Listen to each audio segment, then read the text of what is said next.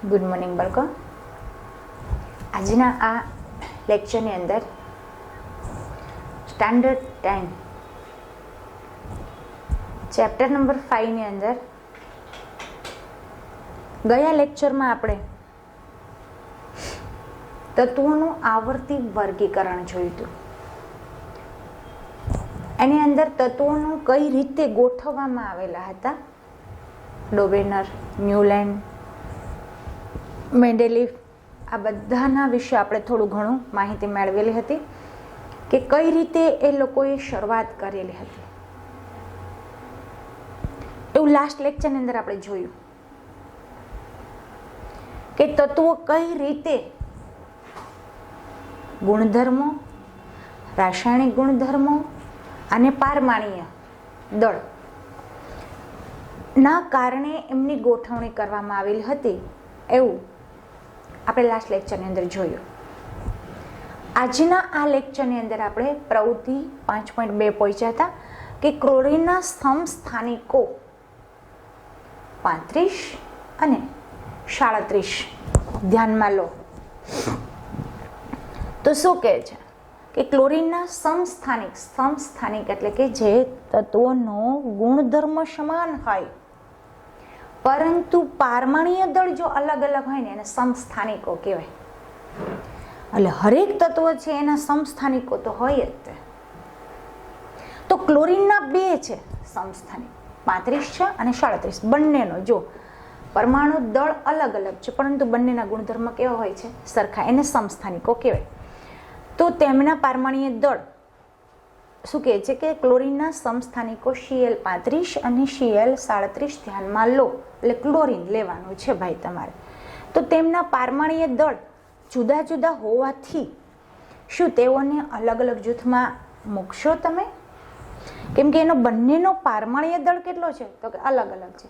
તો જેનો અલગ હોય, કેમ કે આપણને મેન્ડેલીફે એવું આપણને કહ્યું છે કે એનો પારમાણ્ય દળને આવર્તનીય વિધેય છે, એવો નિયમ છે. તો શું એનો અલગ અલગ મૂકશું અથવા તેના રાસાયણિક ગુણધર્મો સમાન હોવાથી એક જ સ્થાન પર રાખશું? જો શું કહે છે તો આપણે એવું કરશું કે ક્લોરીન છે ને એ 17 ઉપર છે. કેટલા ઉપર છે? 17 ઉપર છે. તો 17 છે તો આ જે સમસ્થાનિકો ક્લોરીનના છે એના પારમાણ્ય દળ જુદો છે પરંતુ એનો ગુણધર્મ તો સમાન જ છે અને એમનું કોઈ સ્થાન ખાલી નથી. અને જો ક્લોરીન કદાચ 35 અને 37 ઉપર છે તો એમને કયા સ્થાન ઉપર રાખવું? હું આમનો જવાબ આપું છું. પ્રવૃત્તિનો 3 પ્રશ્નનો જવાબ આપું છું કે કયા સ્થાન ઉપર રાખવું. તો એને પોટેશિયમ કેની આગળના સ્થાનમાં રાખવામાં આવે. શું કામ? કેમ કે કે છે એનો પારમાણ્ય દળ એટલે મીન્સ કે પોટેશિયમ છે એમનો પારમાણ્ય દળ છે 39.1 એટલે કે 39.1 છે. તો એમનાથી આને આગળ રાખવામાં આવે ને ભાઈ. કેમ કે મેન્ડેલીફે આપણને ચડતા ક્રમમાં કહ્યું છે એટલે એમને આગળ રાખવામાં ક્લોરીનને પોટેશિયમને આગળ રાખવામાં આવશે. શું કામ? કેમ કે એનો પારમાણ્ય દળ બંનેનો કેવો છે? અલગ અલગ છે, 35 અને 37. તો એને પોટેશિયમને આગળ એટલે કે કેની આગળ 39.1 છે એટલે એને આગળ રાખવામાં આવશે. પરંતુ કોઈ ખાના તો ખાલી જ ન હતા. તો સમસ્થાનિકોને ગોઠવવા કઈ રીતે? તો પછી શું કર્યું? કેમ કે એટલે અલગ અલગ જૂથમાં તો વેચાસી શકાશે નહીં. શું કામ? કેમ કે આ બંને છે એ સમસ્થાનિકો તત્વ એક જ છે પરંતુ એના સમસ્થાનિકો રાસાયણિક ગુણધર્મ સમાન હોવાથી તેને એક જ સ્થાન ઉપર રાખવામાં આવશે. ચાલો શું કહે છે હવે? આમ બધા તત્વોના સમસ્થાનિકો મેન્ડેલીફના આવર્ત કોષ્ટક નિયમના એક પડકાર હતો. બીજી સમસ્યા તો એ હતી કે એક તત્વ બીજા તત્વ તરફ આગળ વધતા પરમાણ્ય દળ નિયમિત રૂપથી આગળ ન વધતા હતા. હવે જો એક સમસ્યા ઉકેલ કરી સમસ્થાનિકોની. હવે બીજી મેન્ડેલીફે સરસ આવર્ત કોષ્ટક દોર્યું હતો પરંતુ એક બીજી સમસ્યા શું હતી ખબર? કે પારમાણ્ય દળ નિયમિત રૂપથી આગળ ન વધતા હતા. કેમ કે એને ચડતા ક્રમમાં મેન્ડેલીફ ભાઈ તો ચડતા ક્રમમાં ગોઠવેલા હતા ને પરંતુ એ પરમાણ્ય દળથી નિયમિત આગળ નહોતા વધતા. ક્યારેક ક્યારેક એનો પરમાણ્ય દળ કોઈ તત્વનો વધી જતો હતો, કોઈ ઘટતો હતો. તો પરમાણ્ય દળ રૂપથી આગળ ન વધતા હતા તો શું કરવાનું? આથી જ તેવું અનુમાન લગાવવું મુશ્કેલ થઈ ગયું હતું કે બે તત્વો વચ્ચે કેટલા તત્વો શોધી શકાય છે. એટલે કે જો એ તત્વનો બેનો પારમાણ્ય દળ જુદો જુદો હોય તો શું કરવાનું? તો કે એ વચ્ચે બોક્સ રાખી મૂકવાનું. વિશેષ રૂપ જ્યારે આપણે ભારે તત્વોનો વિચાર કરીએ છીએ ત્યારે જ આવો વિચાર આવીએ છીએ કે પરમાણુ દળ નિયમિત રૂપથી આગળ વધી શકતા નથી, એટલે 2 પછી 3, 3 પછી 4 એવી રીતે વધી શકતા ન હતા. અવ્યવસ્થિતમાંથી વ્યવસ્થિત કરવું આધુનિક આવર્ત કોષ્ટક. અત્યાર સુધી આપણે જે કોષ્ટક જોયું હતું એ શું હતું? મેન્ડેલિફનું આવર્ત કોષ્ટક હતું કે જે 63 તત્વોનું જ હતું. કે એનું 63 તત્વ જેને મેન્ડેલિફ આવ્યા, જ્યારે રશિયન વૈજ્ઞાનિક રસાયણ વિજ્ઞાન હતા, તો એ જ્યારે આવ્યા ને ત્યારે એક કયા હતા 63 તત્વોની એમને ગોઠવણી કરી હતી. પછી જ્યારે જેમ જેમ આગળ વધતા ગયા એમ મેન્ડેલિફે છે એ 114 તત્વો સુધી એને ગોઠવણી કરી.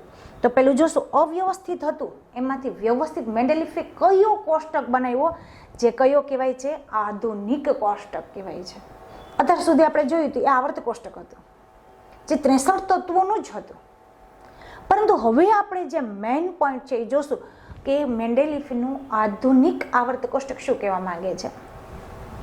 તો જોજો 1913માં હેનરી મોશન જે વર્ણપટ બનાવેલો કે 1913માં હેનરી મોશલે દર્શાવ્યું કે નીચે વર્ણવ્યા પ્રમાણે તત્વના પારમાણ્ય દળની તુલનામાં તેનો પારમાણ્ય ક્રમાંક એટલે Z દર્શાવાય છે. એ તો આપણને ખ્યાલ જ છે પહેલાથી કે આપણે પરમાણ્ય દળને શું કીધું હતું? Z વડે દર્શાવવામાં આવે છે. વધુ આધારભૂત ગુણધર્મ એ છે કે અનુસાર મેન્ડેલિફના આવર્ત કોષ્ટકમાં બદલાવ કરવામાં આવ્યો. કેમ કે શું કામ બદલાવ કરવામાં આવ્યો ભાઈ? તો કે એ પરમાણ્ય દળના આધારે એ તત્વો આગળ વધી શકતા ન હતા, એટલે મેન્ડેલિફના આવર્ત કોષ્ટકમાં શું થોડોક ચેન્જિંગ કરવામાં આવ્યો. અને પરમાણ્ય ક્રમાંક, ઓલું પરમાણ્ય શું હતું? તો કે પરમાણ્ય દળને આધારે હતું. હવે શું આવશે? પરમાણ્ય ક્રમાંકને આધુનિક આવર્ત કોષ્ટકના આધારે સ્વીકાર કરવામાં આવ્યો. અને તેમજ આધુનિક આવર્ત કોષ્ટક નિયમને આ પ્રમાણે રજૂ કરી શકાય. પહેલો નિયમ શું હતો? તમને કદાચ યાદ હશે, આપણે પહેલું શીખાતા કે મેન્ડેલિફનો વિધેય શું છે, મેન્ડેલિફનો કોષ્ટક બનાવવા માટેનો સિદ્ધાંત શું હતો. તો આપણે જોયું હતું ત્યારે કે મેન્ડેલિફનો પહેલો સિદ્ધાંત શું હતો કે તત્વોના ગુણધર્મ તેમના પારમાણ્ય દળને આવર્તનીય વિધેય છે. આવો એમનો શું હતો? સિદ્ધાંત હતો. પરંતુ એ કોષ્ટક આગળ વધી શકતું ન હતું. શું કામ? કે ક્યારેક એના પરમાણુ દળ આગળ પાછળ થઈ જતા હતા. એટલા માટે એ કોષ્ટકને શું કરવામાં આવ્યું? બદલાવ કરવામાં આવ્યો. તો કેના ઉપર લીધો હવે એને? પરમાણ્ય ક્રમાંકના આધારે લીધું. તો એમનો નિયમ બી ફરી જશે ને ભાઈ, કે આધુનિક આવર્ત કોષ્ટકનો નિયમ પાછો ચેન્જ થઈ જશે. તો શું થશે એનો નિયમ? તો કે તત્વોના ગુણધર્મો તેમના પારમાણ્ય ક્રમ, ઓલું શું હતું? અહીંયા પરમાણ્ય દળ હતું અને એમની જગ્યાએ શું આવી જશે? પરમાણ્ય ક્રમાંકને આવર્તનીય વિધેય છે. ચાલો આપણે યાદ કરીએ કે પરમાણ્ય ક્રમાંક આપણને પરમાણુ કેન્દ્રમાં રહેલા પ્રોટોનની સંખ્યા દર્શાવે છે. રાઈટ, આપણે 9thમાં શીખી ગયા. તો એમાં શું શીખાતા કે પરમાણુ ક્રમાંક જેટલો પરમાણુ ક્રમાંક હોય ને, તત્વનો જેટલો ક્રમાંક હોય એટલો જ એની અંદર પ્રોટોન રહેલા હોય છે, એટલા જ એમના ઇલેક્ટ્રોન હોય છે. એ આપણે 9thમાં શીખી ગયા કે પરમાણુના કેન્દ્રમાં રહેલા પ્રોટોનની સંખ્યા દર્શાવે છે. અને એક તત્વથી બીજા તત્વ તરફ જતા આ સંખ્યા એકમમાં વધારો પણ થાય છે. રાઈટ, 1 પછી 2, 2 પછી 3, 3 પછી 4 એમ ક્રમાંક વધતા જશે તો તત્વનો પ્રોટોનની સંખ્યા પણ વધતી જશે. તત્વોની તેમના પારમાણ્ય ક્રમાંકમાં ચડતા ક્રમમાં ગોઠવણી આપણને આધુનિક આવર્ત કોષ્ટક. હવે જે આપણે અહીંયા શીખવાના છે ને એ બધું જ આપણને ક્યાં મળશે? આધુનિક આવર્ત કોષ્ટકમાં, કે જે આપણે સુધારો કર્યો છે કે એકમ સંખ્યામાં વધારો થાય છે અને તેના પારમાણ્ય ક્રમમાં ચડતા ક્રમમાં ગોઠવણી હવે આપણને આધુનિક આવર્ત કોષ્ટક તરીકે ઓળખાતા વર્ગીકરણ તરફ દોરી જાય છે. જ્યારે તત્વોને પારમાણ્ય ક્રમાંકના ચડતા ક્રમમાં ગોઠવી શકાય ને ત્યારે તત્વોના ગુણધર્મોની આગાહી વધુ ચોકસાઈ થઈ. જો જ્યારે એ લોકો ત્રણેય વૈજ્ઞાનિક લોકોએ બહુ મહેનત કરેલી હતી ત્યારે આ કોષ્ટક વ્યવસ્થિત ગોઠવાણું હતું. જ્યારે મેન્ડેલિફ આવ્યા ત્યારે 63 તત્વોનું ગોઠવાણું હતું, પરંતુ એમાં પણ એ લોકોને થોડું ઓલું એવું થયું કે એ ક્રમશઃ આવતા નથી. તો એની પછી પારમાણ્ય ક્રમાંક ગોઠવણી, જ્યારે પારમાણ્ય ક્રમાંકના આધારે તત્વોની ગોઠવણી કરવામાં આવી છે ત્યારે એને શું જાણવા મળ્યું કે બહુ સરસ રીતે બધા તત્વો છે એ ચોકસાઈપૂર્વક ગોઠવણી અને એની ચોકસાઈપૂર્વક આપણે થઈ શકે એની ગોઠવણી. હવે 5.3 શું કહેવા માંગે છે જો કે આધુનિક આવર્ત કોષ્ટકમાં નિકલ અને કોબાલ્ટ ના સ્થાન કઈ રીતે નિશ્ચિત કરવામાં આવ્યા ભાઈ? તો કે કોબાલ્ટ અને નિકલ બે ખાસ ધ્યાન રાખજો કે આધુનિક આવર્ત કોષ્ટક એટલે કે પાછળ આપ્યું છે આપણે, હજી આપણે જોયું નથી, પણ આધુનિક આવર્ત કોષ્ટકની અંદર નિકલ અને કોબાલ્ટનું સ્થાન જણાવવાનું છે. તો નિકલ છે ને એ 27 ઉપર છે અને કોબાલ્ટ છે એ 28 ઉપર છે. તેના સ્થાન કઈ રીતે નક્કી કરવામાં આવ્યા? તો કે એને આપણે જોયું હતું ખબર, સમૂહ અને આવર્ત, આડી હરોળ એટલે આવર્ત, ઊભો તો શું કીધું હતું આપણે? એમને સમૂહ કીધું હતું, એવું કહ્યું હતું ને. તો એવું કીધું હતું કે નિકલ અને કોબાલ્ટના સ્થાન કઈ રીતે નક્કી કરવામાં આવ્યા? તો કે નિકલ છે એ 27 ઉપર છે, જ્યારે કોબાલ્ટ છે એ 28 ઉપર છે. તો 27 અને 28 હોય એટલે એનો સમૂહ છે એ 9 અને 10 તરીકે ઓળખવામાં, એટલે 9 અને 10ના સમૂહમાં આ બંનેનું સ્થાન નક્કી કરવામાં આવે છે. આધુનિક આવર્ત કોષ્ટકમાં જુદા જુદા તત્વોના સમસ્થાનિકોના સ્થાન કઈ રીતે નિશ્ચિત કરવામાં આવ્યા છે? જો આધુનિક આવર્ત કોષ્ટકની અંદર, આજે તમે એ આધુનિક આવર્ત કોષ્ટક જોયું જ નથી, પાછળ છે, તો આધુનિક આવર્ત કોષ્ટક સમસ્થાનિકો, કેમ કે એટલી એમના જગ્યા નહોતી, એટલે હરેક તત્વના સમસ્થાનિકો છે એ પોતાના જ તત્વની અંદર ગોઠવવામાં આવ્યા છે.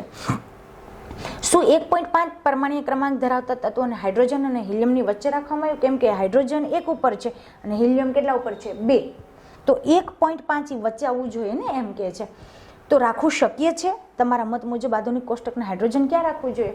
તો શું કહે છે જો હાઇડ્રોજન અને હિલિયમ, કેમ કે આપણે તો કઈ સંખ્યા છે ભાઈ? 1 2 3 4 એમ ગોઠવું છે ને, કેમ કે હવે આપણે કયું છે તો કે પરમાણ્વીય ક્રમાંકને આધારે છે.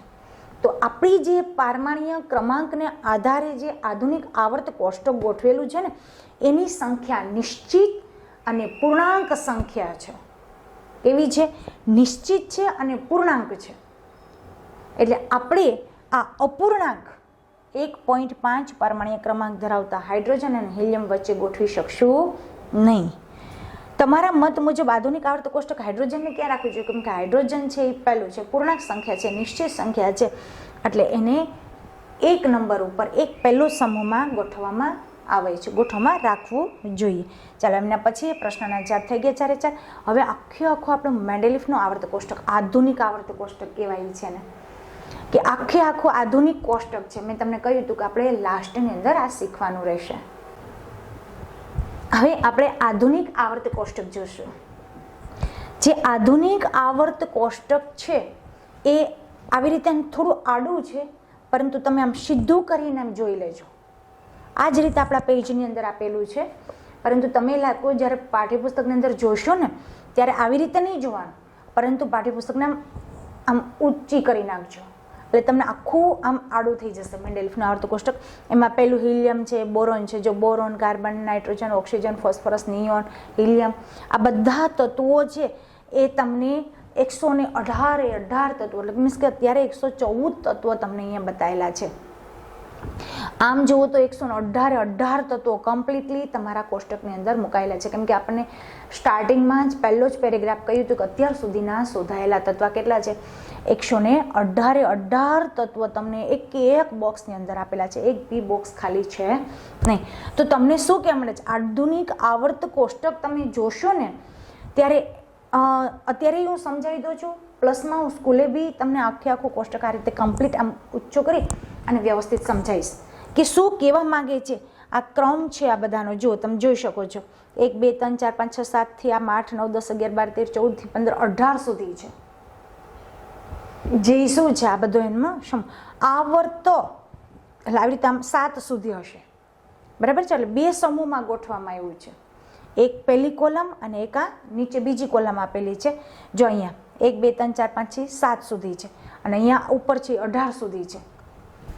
હવે શીખવાનું શું છે આપણે કે પહેલી અને બીજી કોલમ અને લાસ્ટમાં 6 કોલમ, આ 1 2 3 4 5 6 આ 6 કોલમ, એટલે કે એટલે જ સંગીતના સુરે આપણને કહ્યું હતું ને ન્યુલેન્ડભાઈએ કે સારે ગમ પધની, યાદ કરો પહેલું આપણે કરેલું હતું તે આધુનિક આવર્ત કોષ્ટક સારે ગમ પધની શા, પાછું શા આવતું હતું કે પહેલું તત્વ આવતું હતું, એવું જ 8મું તત્વના ગુણધર્મ હતા. એટલે ન્યુલેન્ડે 1866માં યાદ કરજો કે એમને શોધ કરીને ત્યારે એને સંગીતના સુરોના આધારે આ વર્ણપટ ગોઠવેલું હતું, એટલે કે જે આધુનિક આવર્ત કોષ્ટક ગોઠવેલું હતું. પછી એને મેન્ડેલિફે આધુનિક આવર્ત કોષ્ટક ની અંદર રૂપાંતરિત કરેલું છે. કઈ રીતે છે હવે હું તમને આમ થોડું, કેમ કે આમ થતું નથી એટલે આપણે સેજ જોશું. સ્કૂલમાં બી હું વ્યવસ્થિત તમને માહિતી આપી દઈશ અને વધારે પડતું એવું લાગે તો પાછા સ્કૂલે બી મળવા આવી જજો. હવે અહીંયા દાખલા તરીકે આપણે લઈએ કે કાર્બન ઉદાહરણ લઈએ કે આ બધું છે શું ભાઈ, બરાબર છે. મેં અષ્ટક સમજાવ્યું કે 2 લાઈન આગળ ને 6 લાઈન એટલે અષ્ટક થઈ ગયું. પરંતુ એક તત્વ સમજાવી દઉં કે બધા તત્વો પોતાના ક્રમને આધારે એની સંયોજકતા દર્શાવે છે. હવે તમને એમ કહું કે 6 ક્રમ 6 છે તો 6 ઉપર કોણ છે તો કે કાર્બન. હરેક તત્વ તમને આજ વખતે ગુજરાતીમાં ટ્રાન્સફર કરેલું છે, નહીંતર ઇંગ્લિશમાં લખેલું બધું હતું. એની જગ્યાએ આજ વખતે બહુ સરસ છે, તમને બધું ગુજરાતીમાં આપેલું છે. અહીંયા 6 ઉપર કોણ છે તો કે કાર્બન. કાર્બન છે અને નીચે નાને લખેલું છે કાર્બન. એટલે તમને પરફેક્ટ તમને આ ટેબલની માહિતી મળતી રહે. 6 ઉપર છે, કયા કોલમ ઉપર છે તો કે 14 ઉપર. 6 ઉપર કોણ તો કે કાર્બન. કાર્બન તો કે એનો પારમાણ્ય દળ કેટલો છે. જોજો આટલું નાનું એવું બોક્સ છે, એની અંદર બધી જ માહિતી તમને એકત્રિત કરેલી છે. આ એક જ તત્વની વાત કરું એમ હરેક તત્વો 118 તત્વોની માહિતી તમને આપેલી છે કોષ્ટકની અંદર. કે 6 ઉપર કાર્બન છે તો કાર્બનનો પારમાણ્ય દળ કેટલો છે તો કે 6 ને 6 12, 12.0. જો નીચે બહુ તો મને નહીં દેખાય પણ તમારી લગભગ 12.0, 110% 12.0 કાર્બનનો પારમાણ્ય દળ છે. એટલે 12.0 હરેકની નીચે નાના નાના અક્ષરથી લખેલું છે એનો પારમાણ્ય દળ. તમારે બીજે ક્યાંય શોધખોળ કરવી પડે નહીં. એટલે જ એ લોકોએ બહુ મસ્ત આ વખતે ટેબલ સરસ આપેલું છે એનસીઈઆરટી પદ્ધતિની અંદર કે આ 14 નો અર્થ શું થયો કે 14 ઉપર જ કેમ આ બધા તત્વોને મૂકવામાં આવ્યા ભાઈ. એમ પહેલેથી તમે જુઓ તો પહેલેથી હું તમને લેતી જાઉં. જો આ થોડું સમજાયું. હવે હું પહેલેથી તમને કહી દઉં કે દાખલા તરીકે અહીંયા પહેલું છે, એવી રીતે હરેક 18 કોલમ છે આપણી પાસે. એ 18 કોલમની વિશેષતા શું છે જો શું કહે છે હા હી પછી છે અહીંયા જો hydrogen, lithium, sodium, potassium, rubidium, પછી શું છે સીડિયમ છે અને ફ્રેસ્ટિયમ. આ બધા જે તત્વો છે 7 તત્વો આપ્યા છે એ આમાં જ આ પહેલી કોલમની અંદર જ શું કામે મૂકવામાં આવ્યા. એવો પણ પ્રશ્ન ઉદ્ભવ થાય કે મેન્ડેલિફે એવું શું કર્યું કે આમને તો અહીંયા બેરિલિયમને કેમ અહીં ન મૂક્યું, તો કાર્બન શું કામ ત્યાં જવા દીધું, કાર્બનને અહીંયા કેમ નહીં મૂક્યું. બહુ મસ્ત છે જો કે આ જેટલા તમે છે ને આ બધા તત્વો, હું ખાલી કોષ્ટકની માહિતી આપું પછી આપણને સરસ એનો ઉલ્લેખ બી કરેલો છે કે આ તત્વો જેટલા તત્વો છે ને એની ઇલેક્ટ્રોન રચના દોરો. તમે શું કરશો આપણે ઇલેક્ટ્રોન રચના. તો હાઇડ્રોજન છે, હાઇડ્રોજન કેટલા ઉપર છે 1, તો એની બાહ્યતમ કક્ષા કેટલી થશે તો કે 1. લિથિયમની ઇલેક્ટ્રોન રચના દોરો તો 2 ને 1 એટલે એની પણ બાહ્યતમ કક્ષા કેટલી થઈ 1. સોડિયમ છે તમારી પાસે તો સોડિયમની બાહ્ય ઇલેક્ટ્રોન રચના દોરો 2, 8, 1, 1, 1, 1. તો બધાની બાહ્યતમ કક્ષા કેટલી થશે 1. આ 1 ઉપર શું કામે મૂકવામાં, પહેલી કોલમ ઉપર શું કામે મૂકવામાં આવ્યા કેમ કે આ બધા જ જેટલા તત્વો છે એ બધા જ તત્વોની બાહ્યતમ કક્ષા 1, 1, 1, 1, 1 જ થાય છે. તેથી એને કોલમ 1ની ઉપર મૂકવામાં આવ્યા. એવા હરેક તત્વ છે કે 2 છે તો 2 બેરિયમ કેટલા ઉપર છે તો કે 4 ઉપર છે. કેટલા ઉપર છે 4. તો એની બાહ્યતમ કક્ષા કેટલી થશે 2. કેટલી થશે 2. 2 આગળની કક્ષામાં કેમાં આવી જશે, એલમાં કેટલા આવશે 2 એટલે 2 થશે. મેગ્નેશિયમ કેટલા ઉપર છે 12 ઉપર. તો 12 ઉપર છે તો એની ઇલેક્ટ્રોન રચના કેટલી થશે 2, 8 ને 2 એટલે આ બધાની કેલ્શિયમ તો કે 2, સિઝેરિયમ તો કે 2, આ બધા જની બાહ્યતમ કક્ષા છે એ 2 થશે. મેન્ડેલિફે કેટલી બુદ્ધિ સરસ વાપરી છે જો કે આ બધા તત્વો છે એની બાહ્યતમ કક્ષા 1 થશે, આ બધા તત્વોની બાહ્યતમ કક્ષા 2 થશે. એવી જ રીતે હવે અહીંયા નહીં આવવાનું, પછી સીધું કેટલા ઉપર જવાનું છે 14 ઉપર. કેમ કે આપણે મોસ્ટલી વધારે ધ્યાન કેના ઉપર આપવાનું છે અષ્ટક ઉપર. તો 14 ઉપર જે તત્વ છે તો 14ની ઉપર પણ એના 4, 13 ઉપર હશે. જુઓ 13 પછી 14 પછી 15 આગળ જશું ને તો એની બાહ્યતમ કક્ષા જો અહીંયા 13 બરાબર 2 આપણે જોઈ ગયા. એવી જ રીતે 13, 14, 15, 16, 17 અને 18. તો અહીંયા જે બોરોન છે તો બોરોન કેટલા ઉપર છે? તો કે કેટલા ઉપર છે? 5 ઉપર. તો એની ઇલેક્ટ્રોન રચના કેવી થશે? 2 ને 3. તો એની બાહ્યતમ કક્ષા કેટલી થઈ? 3, એટલે 13 ઉપર. તો આની 3, એલ્યુમિનિયમ 13 ઉપર છે, 2, 8 ને 3. તો એવી રીતે તમારે ગેલિયમ બી એમ છે 31 ઉપર છે. એવી હરેક આ બધા તત્વોનું તમે ઇલેક્ટ્રોન રચના દોરશો તો બધાની બાહ્યતમ કક્ષા કેટલી આવશે? 3. આની 4, આની 5, આની 6 અને આની 7. અને આ નિષ્ક્રિય તત્વો એટલે 8 પૂર્ણતમ કક્ષા.